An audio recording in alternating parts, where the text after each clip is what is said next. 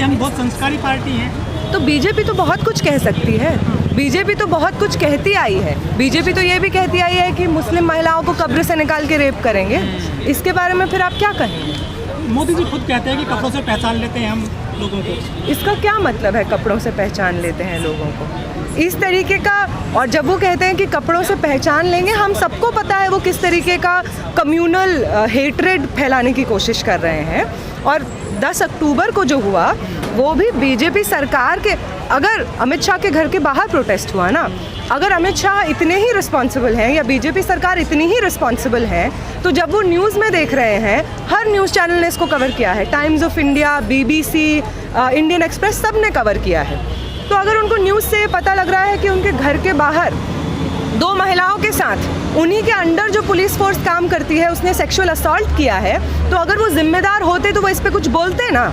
वो तो कुछ बोल नहीं रहे हैं। ऊपर से इतने समय से उनकी पुलिस फोर्स की तरफ से ये स्टेटमेंट आता है कि हम तो ये सब डिनाई कर रहे हैं। इसका क्या मतलब है?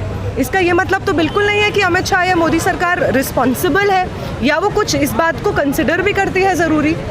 महिलाओं पे जो अट्रॉसिटीज़ हो रही हैं, चाहे वो CAA के समय हुई हो, CAA के समय भी इसी तरीके से महिलाओं के कपड़े उतारे गए थे, महिलाओं का बुर्का उतार के उनको प्राइवेट पार्ट्स में मारा गया था। JNU में महिलाओं को लाइट ऑफ करके मारा गया था, पुलिस ने मारा था, जिसमें प्रेस की ही जर्नलिस्ट ने कहा था कि हमारे साथ सेक्सुअल असॉल्ट हुआ है। इस सब पे क्या कहना चाहते हैं? इसलिए भी हमको ये समझ में आ रहा है कि ऐसा नहीं है कि 1-2 महिलाएं हैं जिनको गुस्सा आ गया और उन्होंने ऐसा कर दिया। ये चीज़ बोली जा रही है। 10 अक्टूबर के दिन भी ACP, जिनका नाम प्रज्ञा आनंद है, प्रोटेस्ट से पहले उन्होंने मुझे कॉल भी किया था। मैं आईसा की सेक्रेटरी हूँ, उन्होंने मुझे कॉल किया था, आप क्या प्रोटेस्ट कर रहे हैं, क्या होगा क्या होगा, इस सब के लिए उन्होंने मुझे फ़ोन किया। जब हम लोग को डिटेन किया जा रहा था और हम में से 1-2 को, आधा बस में हम लोग थे और आधा बस के नीचे रोड पे थे, एकदम टायर के सामने थे और बस शुरू कर रहे थे ये लोग। जब ये हो रहा था तब प्रज्ञा आनंद आई। प्रज्ञा आनंद कहती हैं वहाँ पे जो फीमेल कांस्टेबल्स हैं, उनमें से बहुत लोग यहाँ पे हैं, हम जान रहे हैं उनको कहती हैं कि मारो इनको, मारो, तुमसे डिटेन भी नहीं हो रही हैं क्या ये लड़कियाँ, मारो इनको। ACP कहती हैं, ACP प्रज्ञा आनंद ये कहती हैं। और उसके बाद हम देखते हैं कि सारे प्रोटेस्टर्स की एक बस चली जाती है। मैं जिस बस में होती हूँ अकेले पूरी बस में सिर्फ मेरे को डिटेन करते हैं, वो चली जाती है। और 2 साथी हमारे, एक साथी नेहा है और एक श्रेया है, उन लोग को रोड घसीट के रोड के साइड पे लेके जाते हैं। उसके बाद जो वो बताते हैं कि उनको पहले उनके कपड़े उठाए गए, मेल पर्सनल वहाँ पे मौजूद थे, उनको शेम करने की कोशिश की गई कि तुम रेजिस्ट करना छोड़ दो, प्रोटेस्ट करने में अगली बार आने से पहले 100 बार सोचो। इसके लिए उनके कपड़े उठाए गए और मेल पर्सनल के सामने उनका इनोवेयर डिस्प्ले किया गया। कहा गया कि आपकी औकात बताई जा रही है, कहा गया कि तुमको औकात दिखा देंगे, ये कहा गया उनसे। उसके बाद दोनों को उनके प्राइवेट पार्ट्स पे मारा गया। इस तरीके का ACP का कह देना कि तुमसे डिटेन भी नहीं हो रहे, मारो इसको, मारो। और उसके बाद जो फीमेल पर्सनल है उनका एकदम ही जवाब ये होता है कि वो प्राइवेट पार्ट्स पे मारना शुरू कर देते हैं, कपड़े उतारना शुरू कर देते हैं। और ऐसा ही जामिया में हो रहा है, JNU में हो रहा है। ये साफ प्रूफ। क्या आश्वासन मिला आप लोगों को, क्या कार्रवाई होगी उन लोगों को?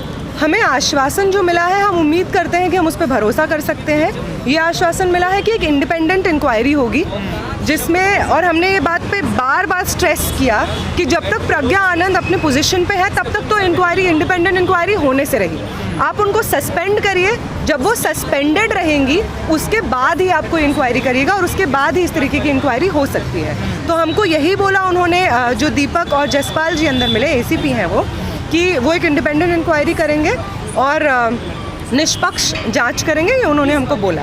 हम उम्मीद करते हैं कि वो इस पे खरा उतरे, और अगर वो नहीं उतरते हैं तो हम इतना गुस्सा हैं, बहुत ज़्यादा गुस्सा है, 3 साल का ये गुस्सा है जब महिला फीमेल प्रोटेस्टर्स के साथ में ये हो रहा है, हम फिर यहाँ आएंगे और फिर प्रोटेस्ट करेंगे। प्रज्ञा आनंद के इस्तीफे को लेकर क्या बात हुई? प्रज्ञा आनंद के इस्तीफे को लेकर हमने बार बार स्ट्रेस किया। हमने कहा कि जब तक आप प्रज्ञा आनंद अपने पोजीशन में है तब तक इंडिपेंडेंट इंक्वायरी हो, इसका सवाल ही पैदा नहीं होता है। तो आप सबसे पहले उनको सस्पेंड करिए, उसके बाद अपना इंक्वायरी शुरू कीजिए। तो उन्होंने बोला कि ठीक है, आप अपना मेमोरेंडम दीजिए, हम ये अपने अंडर की भी किसी बॉडी को नहीं देंगे इंक्वायरी प्रोसीजर, किसी बाहर की बॉडी को देंगे, और वो जैसे ही हमको बोलते हैं उनको सस्पेंड करें, इंक्वायरी से पहले भी हम उनको सस्पेंड करें। प्रज्ञा आनंद वही है IPS जो महिला सशक्तिकरण का चेहरा देखी जाती है, चेहरे के तौर पर, और उनके सामने ये सब कुछ हुआ महिलाओं के साथ, इसे कैसे देखते हैं आप यहाँ? उनके सामने नहीं हुआ, एक्चुअली उन्होंने ऑर्डर किया है। ओके। हम लोग जब प्रोटेस्ट शुरू, मैं आयशा दिल्ली की सेक्रेटरी हूँ, तो प्रोटेस्ट से पहले मुझे फ़ोन आया, उन्हीं का आया, प्रज्ञा का। उन्होंने नाम से आइडेंटिफाई खुद को किया, बोली मैं प्रज्ञा बात कर रही हूँ, चाणक्यपुरी की ACP हूँ, क्या प्रोटेस्ट कर रहे हैं, कैसे होगा, ये सब बोला। ठीक से बातचीत हुई, कोई प्रॉब्लम नहीं हुआ। उसके बाद जब हमको डिटेन कर रहे थे, सब प्रोटेस्टर्स को एक बस में डिटेन किया, मुझे एक अलग बस में किया, पूरी बस में सिर्फ मेरे को डिटेन किया, और एक बाद में एक और बस आई सिर्फ 2 लड़कियों को डिटेन करने के लिए। तो जब हमको डिटेन कर रहे थे और हम आधा बस के अंदर और आधा बस के बाहर थे, ऑलमोस्ट टायर के सामने हम लोग खड़े थे, वहीं पे दरवाज़ा होता है, इन्होंने एक तो बस चलाना शुरू कर दिया। ऐसी स्थिति में जब हम टायर के नीचे आ सकते थे, तो हम लोग चिल्लाए, ज़ोर ज़ोर से हमने दरवाज़ा पीटा, तब इन्होंने बस रोकी। उसके बाद प्रज्ञा आनंद आती हैं, क्योंकि और प्रज्ञा आनंद कहती हैं क्या हुआ तुमसे डिटेन, अपने जो फीमेल पर्सनल्स को, कि तुमसे डिटेन भी नहीं हो रही हैं, मारो इनको मारो, वो ये कहती हैं। उसके बाद जिस तरीके से फीमेल पर्सनल चढ़ जाती हैं मेरे ऊपर, श्रेया के ऊपर, दूसरी जो साथी नेहा है उनके ऊपर चढ़ जाती हैं, प्राइवेट पार्ट्स पे मारना शुरू कर देती हैं। एक फीमेल पर्सनल मेरे को यहाँ पे मेरे चेस्ट पे ग्रैब करती हैं, और मैं उनको तुरंत बोलती हूँ कि अरे आप ये क्या कर रहे हैं, आपको भी पता है कि आप ये नहीं कर सकती हैं। तो उनको धक्का लगता है, क्योंकि उनके आगे जो महिला होती हैं वो मुझको धक्का दे रही होती है, तो उनको भी लग जाता है, तो वो पीछे हो जाती हैं। उसके बाद प्रज्ञा आनंद वहीं खड़ी रहती हैं, फिर से मारती हैं। मैं उनको बोलती हूँ अरे आपसे तो फ़ोन पे बात हुई, आप ये क्यों बोल रही हैं? तो वो कहती है डिटेन नहीं होंगी तो यही करेंगे, ये बोलती हैं। उसके बाद जो बाकी प्रोटेस्टर्स की बस है वो चली जाती है, मैं पूरी बस में अकेले डिटेन होती हूँ, वो वाली बस चली जाती है।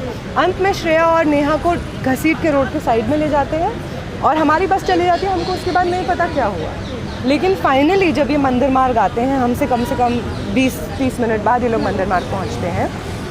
ये लोग सीढ़ी नहीं चढ़ पा रहे थे ऊपर, एक दूसरे को सहारा देकर ये लोग सीढ़ी चढ़ रहे थे, बाल पूरे बिखरे हुए थे, रो रहे थे ये लोग, दोनों के दोनों। हमने जब पूछा कि क्या हुआ, सबसे पहले ये लोग वॉशरूम गए ये देखने के लिए कि सब ठीक है। तुरंत उसी वक्त श्रेया ने बोला कि उनको बहुत ज़्यादा दर्द हो रही है, प्राइवेट पार्ट्स में जलन हो रही है। उन्होंने बोला नेहा से चला नहीं जा रहा था ठीक से। लगातार हम जब वहाँ पे पहुँचे और पूछा कि क्या हुआ, तो उन्होंने बताया कि श्रेया को घसीट के साइड लेके गए थे, 3-4 महिलाओं ने उनको घेरा, और उनको उनके कपड़े उठा दिए सबसे पहले। लेकिन जो दिल्ली पुलिस है इसके तो बड़े बड़े उदाहरण दिए जाते हैं, सबसे ज़्यादा पढ़ी लिखी है, शिक्षित पुलिस है, कानून की बात करती है, कर्तव्य की बात करती है पुलिस। तो मैं भी तो आपको उदाहरण दे रही हूँ कि किस तरीके से कौन सा कर्तव्य है कपड़े उठाना, कौन सा कर्तव्य है लड़कियों के वजाइना पे उनको मारना, तो ये भी है। तो उसके बाद वो उनके कपड़े उठाते हैं मेल पर्सनल के सामने, उनको शेम करने की कोशिश करते हैं कि तुम प्रोटेस्ट करने आओगी अगली बार तो उससे पहले 10 बार सोचना कि देखो तुम्हारे कैसे कपड़े उठा के तुम्हारा इनरवेयर। उनको कहा गया कि आंदोलन करने आते हो, प्रदर्शन करने आते हो, तुम्हें बताते हैं। एग्जैक्टली, औकात दिखाते हैं, शब्द यूज़ किया गया। तो ये बोला गया उनको साफ, ताकि वो अगली बार प्रोटेस्ट करने से आने से पहले सोचें। उसके बाद उनको घसीट के बस में ले जाया गया, बस में उनकी प्राइवेट पार्ट्स पे फिर से उनको मारा गया श्रेया को। फिर नेहा को लेके आया गया बस में, नेहा को भी उसी तरीके से प्राइवेट पार्ट्स पे मारा गया। इस तरीके का वायलेंस हमने JNU में भी देख लिया है। इस तरीके का वायलेंस जामिया की महिलाओं के साथ भी बहुत ज़्यादा हुआ CAA के समय पे। तो ये सेम तरीके का वायलेंस महिलाओं के साथ स्पेसिफिकली हो रहा है।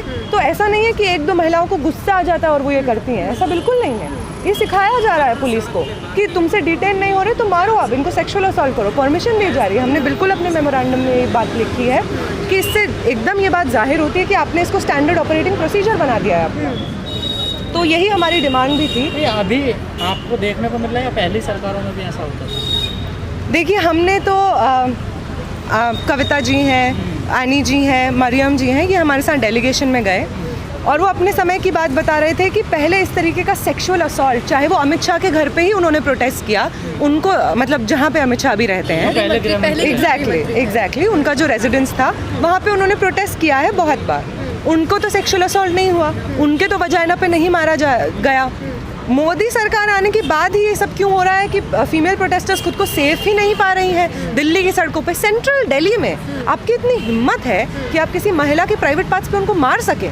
ये इम्प्यूनिटी, ये ऑडेसिटी, ये हिम्मत आपकी नहीं आ सकती जब तक आपको ऊपर से सहारा ना दिया गया। किस तरीके की औकात की बात की जा रही थी नेहा? जिस तरीके की औकात शायद बीजेपी और RSS बार बार अपने नेताओं से कहलवाती है कि महिलाओं की है, उसी तरीके की औकात।